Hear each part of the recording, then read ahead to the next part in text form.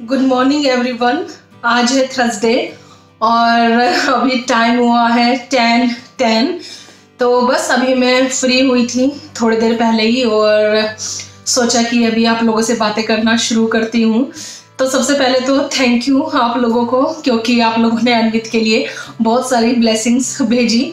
तो अभी थोड़ा सा बेटर है अनवित, और इनफैक्ट आज नर्सरी भी गया है क्योंकि बहुत दिन से नर्सरी नहीं जा रहा था और फिर घर पे बैठ के भी बोर होता है, और क्योंकि कितनी एक्टिविटी मैं उसके साथ करूंगी, तो इसीलिए आज सोचा कि थोड़ा उसको बेटर लग रहा था कि उसको नर्सरी भेज देते हैं। और नर्सरी जाके तो ऑलवेज उसको हैप्पी फील होता है, क्योंकि यहाँ पे नर्सरी हो या स्कूल हो तो बच्चों को प्रेशर बहुत कम होता है और बच्चों को बेसिकली वो लोग खेल खेल में सिखाते हैं और बच्चों को घर पे बैठना बिल्कुल भी पसंद नहीं आता है। तो जब भी सौरभ ऑफिस के लिए निकलते थे तो अनवित अपने शूज और जैकेट लेके ऑलवेज रेडी रहता था कि उसको मतलब जाना है, लेकिन हाँ उसको भेज नहीं सकते थे।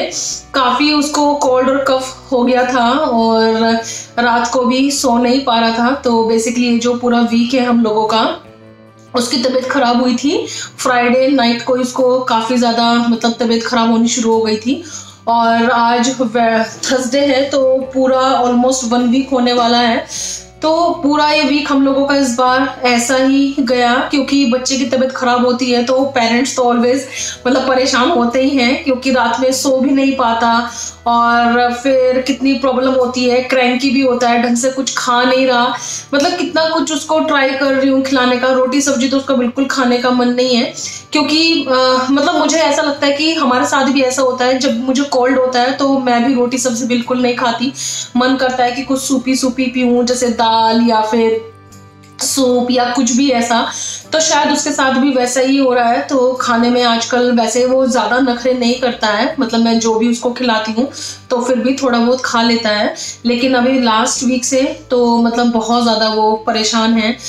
तो अभी मतलब वही था कि आज थोड़ा सा बेटर लगा तो हमने सोचा कि इसको नर्सरी भेज देते हैं और बस मैं अभी उसको नर्सरी से लेके ही आऊँगी। और आज का जो वेदर है, इनफैक्ट इस पूरे वीक का जो वेदर है काफ़ी ख़राब था, मतलब सन नहीं था और आज भी थोड़ा मतलब बारिश ही है। तो आज मतलब मैं जाऊँगी तो वॉक करके ही, क्योंकि मुझे वॉक करना पसंद है, लेकिन आऊँगी मैं बस से, क्योंकि ऐसे वेदर में उसको मैं वॉक करके नहीं लेके आ सकती वरना उसकी तबीयत और ज़्यादा ख़राब हो जाएगी और मतलब बहुत ज़्यादा परेशानी होती है।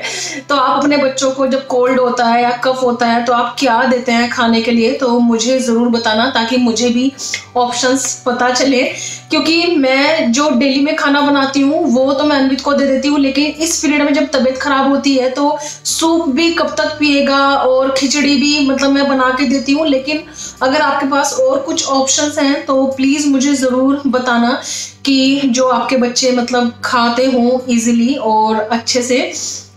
तो मैं भी चाहती हूँ कि मुझे ऑप्शन मिले।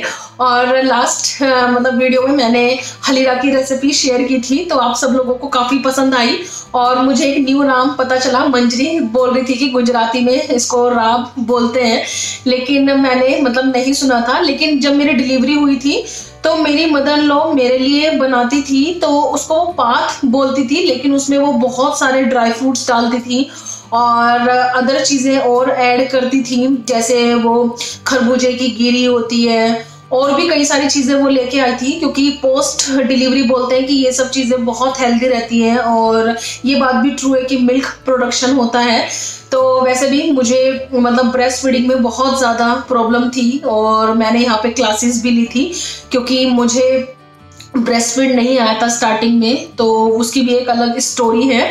तो मुझसे वैसे भी किसी ने रिक्वेस्ट किया था कि मैं अपनी यहाँ पे डिलीवरी की और प्रेगनेंसी की जो स्टोरी है वो शेयर करूँ, तो वो मैं आपके साथ शेयर करूँगी, लेकिन अलग से वीडियो में कभी, क्योंकि मेरा जो एक्सपीरियंस था वो मतलब प्रेगनेंसी का बैड भी था और डिलीवरी का गुड भी था, तो बहुत सारी चीज़ें हैं तो वो तो मैं कभी अलग से कवर करूंगी। और ब्रेस्ट फीडिंग का भी ये है कि मैंने बहुत मेहनत की थी और अगर आपको किसी को जानना है कि मतलब मैंने क्या क्या किया था उसमें, तो वो मैं आपको मतलब बता सकती हूँ। जैसे जैसे मुझे यहाँ पे हेल्प किया था यहाँ की नर्सिस ने, तो वो सब चीज़ें हैं। यहाँ का NHS इस मामले में मुझे अच्छा लगा, बहुत हेल्पफुल है और केयर करते हैं।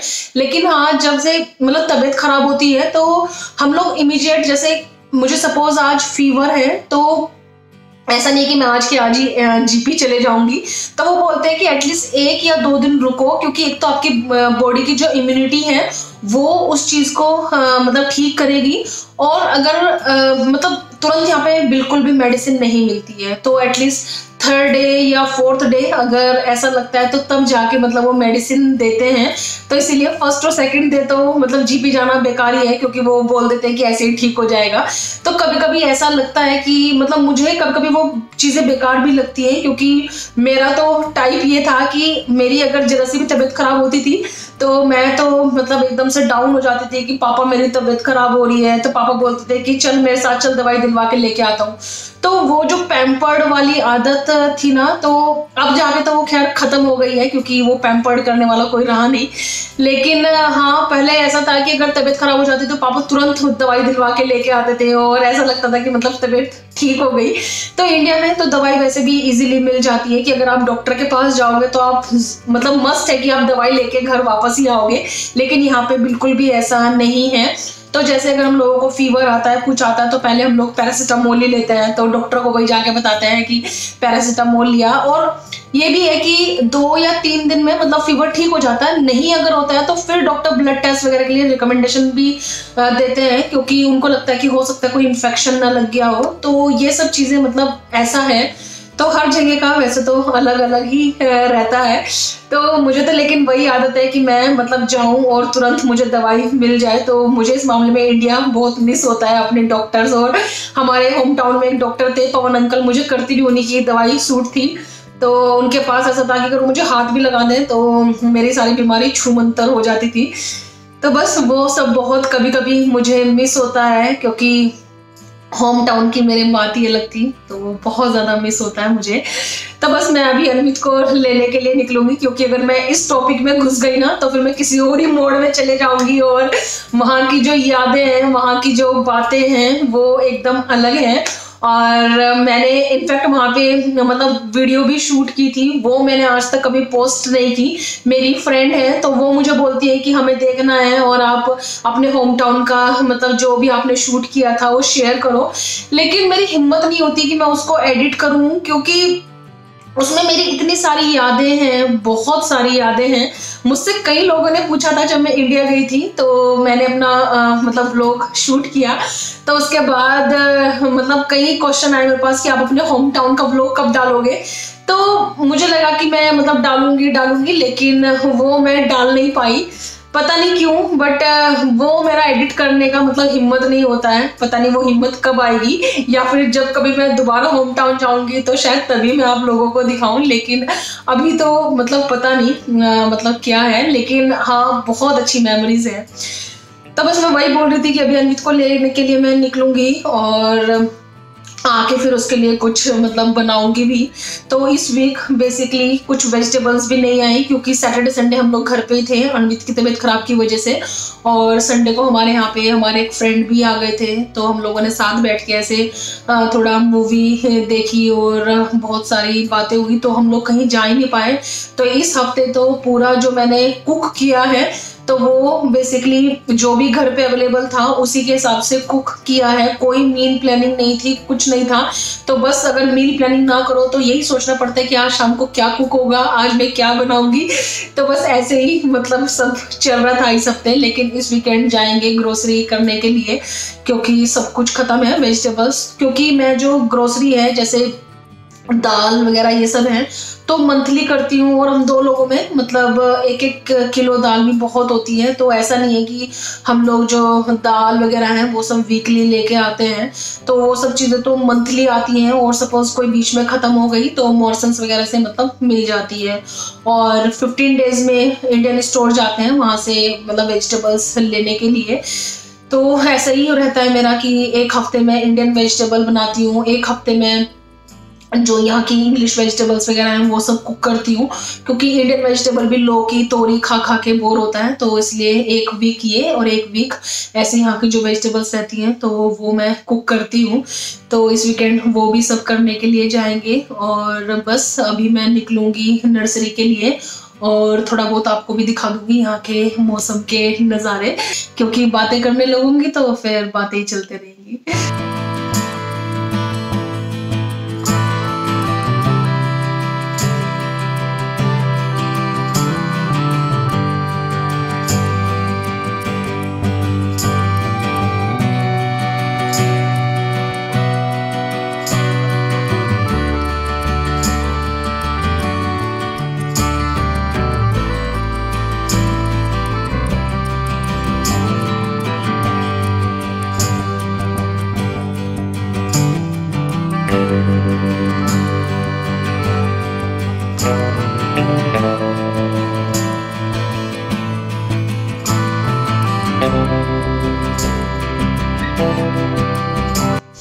तो अभी अनवित को लेके भी आ गई थी और उसको सुला भी दिया है। तो सुला के अभी आई हूँ किचन में, तो सोच रही हूँ उसके लिए पतला सूप टाइप खिचड़ी तैयार कर देती हूँ, क्योंकि जब तक वो उठेगा तो फिर तब तक उसको तैयार मिलेगी, क्योंकि भूखा है। और सुबह थोड़ा सा उसने बस पॉरेज खाया था और उसके बाद उसका कुछ भी मन नहीं किया खाने का। तो वही सोच रही हूँ कि उठे और उठते ही मैं उसको फिर ये सूप दे दूँ खिचड़ी वाला। तो एकदम पतला बनाने वाली हूँ। इसकी तैयारी तो मैंने ऑलरेडी कर दी थी सुबह ही, जब आप लोगों से बातें कर रही थी तो उससे पहले मैंने तैयारी कर दी थी। और मैंने कहा क्योंकि चॉपिंग की फिर आवाज आएगी तो उसको डिस्टर्ब होगा। तो खिचड़ी के लिए मैंने इसमें दाल और चावल सोक किया है। तो दाल मैंने इसमें थोड़ा ज्यादा ली है और चावल कम लिए हैं, क्योंकि एक तरीके से लेंटिल सूप टाइप में बना रही हूँ। और यहाँ पे मैंने जो वेजिटेबल्स हैं वो भी सब कट करके और सब सोक करके रखी हुई हैं पानी में, इनको धो दिया था। तो बस इनको भी सिंपल सा ही मैं मतलब छोंकती हूँ और आपको भी दिखा देती हूँ। ज्यादा कोई बहुत बड़ी लेंथी रेसिपी नहीं है, सिंपल सी जैसे बच्चों को देते हैं तो वही है। लेकिन फिर भी एक बार मैं आपको दिखा देती हूँ कि मैं मतलब कैसे बनाती हूँ। तो चलिए फिर शुरू करते हैं कुकिंग। यहाँ पे वेजिटेबल्स में मैंने पोटैटो लिया है और मेरे पास ब्रोकली थी तो ब्रोकली लिया है, टोमेटो लिया है और इसमें मैंने एक कैरेट चॉप की है और अनियन को मैंने सेपरेटली चॉप किया है और इसमें एक गार्लिक क्लोव भी है तो ये भी ऐड कर रही हूँ। और यहाँ पे मैंने जो दाल ली है वो मसूर वाली ली है, तो इसी का मैं फिर बनाने वाली हूँ सूप। तो इसमें मैं थोड़ा सा देसी घी ले रही हूँ, तो अनवित के लिए बना रही हूँ तो इसलिए देसी घी ऐड कर रही हूँ। इसमें मैं बहुत थोड़ा सा हींग ऐड कर रही हूँ फ्लेवर के लिए और थोड़ा सा जीरा ऐड करूँगी। इसमें हम कुछ भी बेस दे सकते हैं, अजवाइन का भी दे सकते हैं, लेकिन मैं थोड़ा इसको घोट के बनाऊंगी तो बहुत बार अजवाइन कड़वा टेस्ट देती है, तो रिस्क नहीं लेना चाह रही हूँ अनवित के साथ आज। मैंने एक्चुअली यहाँ पे गलती कर दी, मैं बात करने के चक्कर में भूल गई। जीरे के बाद मुझे यहाँ पे गार्लिक और अनियन ऐड करना था, लेकिन मैंने मसाले ऐड कर दिए तो फिर मुझे बाद में यहाँ पे अनियन और गार्लिक ऐड करना पड़ा। तो देखती हूँ, वैसे तो मुझे नहीं लगता कि ज़्यादा कुछ फ़र्क पड़ना चाहिए। तो बस यही होगा कि अनियन को थोड़ा सा मुझे कम रोस्ट करना पड़ेगा, वरना जो मसाले हैं वो सब जल जाएंगे। तो बस अभी वही कर रही हूँ और ये डालने के बाद इसमें सब वेजिटेबल्स डाल दूंगी और फिर जो मैंने दाल और चावल भिगाए थे वो ऐड करूंगी। और इसमें पानी थोड़ा सा मैं ज़्यादा ऐड करूंगी, क्योंकि इसको मैं थोड़ा सा सूपी बनाने चाह रही हूँ, थोड़ा टाइट खिचड़ी नहीं बना रही हूँ। तो बस यही मुझे करना है अभी।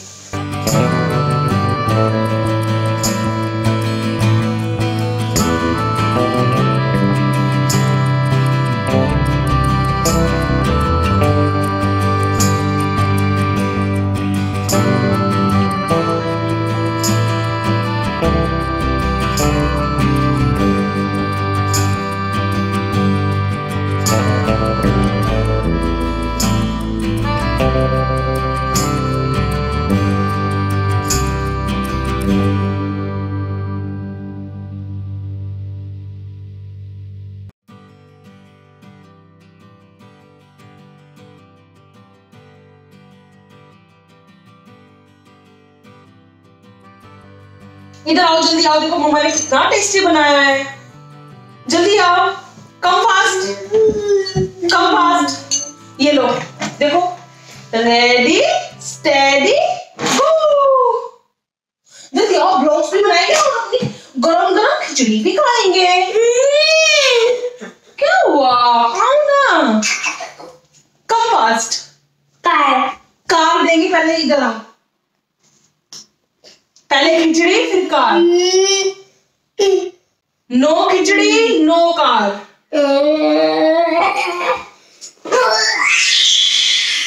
अच्छा रोते नहीं जरा। ये अभी अनवित के टेंट्रम्स काफी शुरू हो गए हैं, खिचड़ी नहीं खानी है उसको। ये लो, जल्दी आओ, ये लो, जल्दी आओ। देखो जल्दी। अच्छा अच्छा, अच्छी है ना? देखो अच्छा बनाया ना मम्मा ने, देखो इसलिए तो बोलते मम्मा बेटा। देखो अच्छा लगा ना? देखो अच्छा लगेगा। अब अच्छा लगा गरम गरम तो अभी खा रहा है।